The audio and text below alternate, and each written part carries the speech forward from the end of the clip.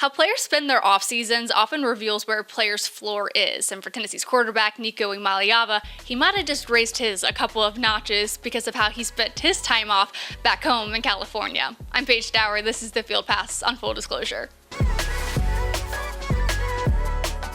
I don't know if you feel this way, but it feels like the time between the last college football game to the start of spring practice goes by in the blink of an eye, which I think makes what Nico Iamaleava did during his time off even more impressive.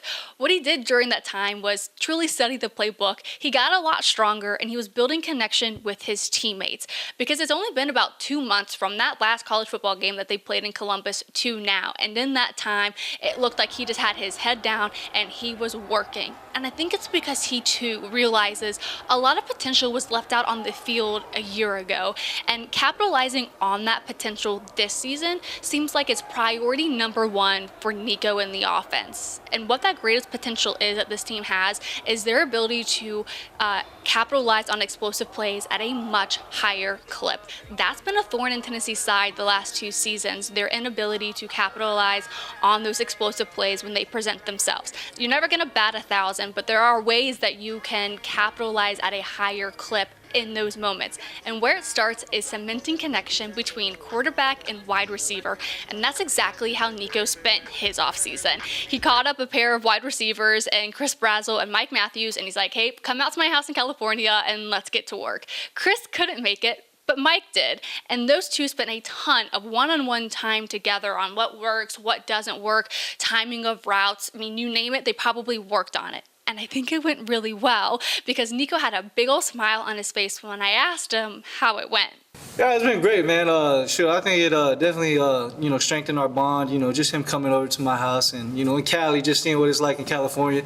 I think, it just strengthened our bond. And, man, Mike got a lot of potential, and I can't wait to see him go out there and, execute. Understanding each other's body language might have also been a key aspect that the two focused on when they were together in California, because while it's important for the wide receiver to have certain body language that deceives a defender, you also want to have body language that your quarterback understands and that your quarterback understands from the wide receiver, especially in those moments where plays break down. And I think last year the quarterback and wide receivers not being on the same page from the body language aspect might have been one of the greatest disconnects between the rooms.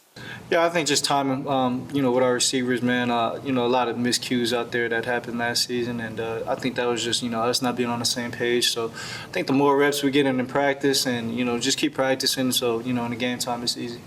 It's important to make the right decisions, like when to go for it on 4th down, or when to kick the field goal or go for the touchdown. It's also important to make the right insurance decisions, too. That's why my office, Trey McAdams State Farm, is here to help you select the right protection at the right price. Our office will make sure you understand your State Farm coverages, so you'll know what to expect when the unexpected happens. With Trey McAdams State Farm, it's easy to make the right call. When you want the real deal, like a good neighbor, State Farm is there. Proud sponsor of the Tennessee Vols. Of course, it's not all on the wide receivers as to why certain plays or explosive plays didn't happen. I mean, Nico knows that, the receivers, Joey Halsley, the OC, everyone knows that it's not just on one party as to why there was a disconnect between the team a year ago in certain situations. But for Nico and his mission this year to be a stronger leader, he knows that starts with his own understanding of the system. Because you can't hold anybody accountable if you first don't have a great grasp of the plays and downs in certain scenarios.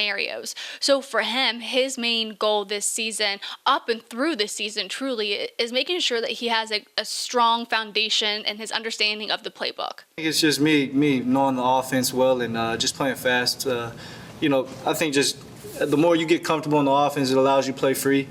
And man, I think that's where I'm at right now. My preparation has to take a next step, and man, I think just overall, just me being a player and me playing at the top of my game, I have to do a better job at that every game this year. Once or when that happens, the idea of Nico being a stronger or more vocal leader will just naturally fall into place because his teammates will see him putting in additional hours, whether directly or indirectly because of the level of success that he'll have during practice, the types of throws and scenarios that he's successful in.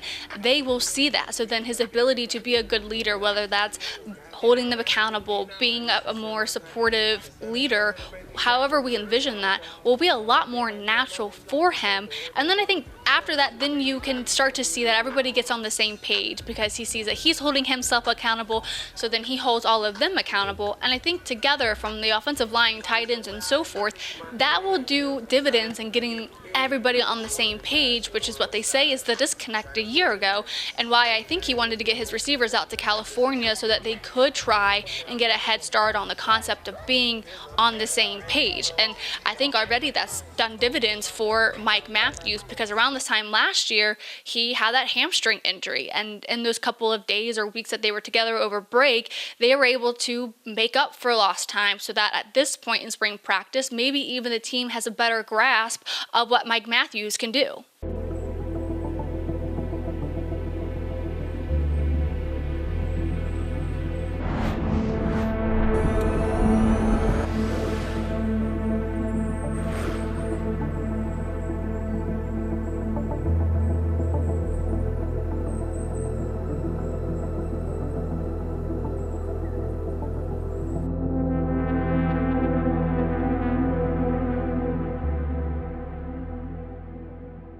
Yeah, no, this year Mike has taken that big step as showing up as a pro every day and coming to work.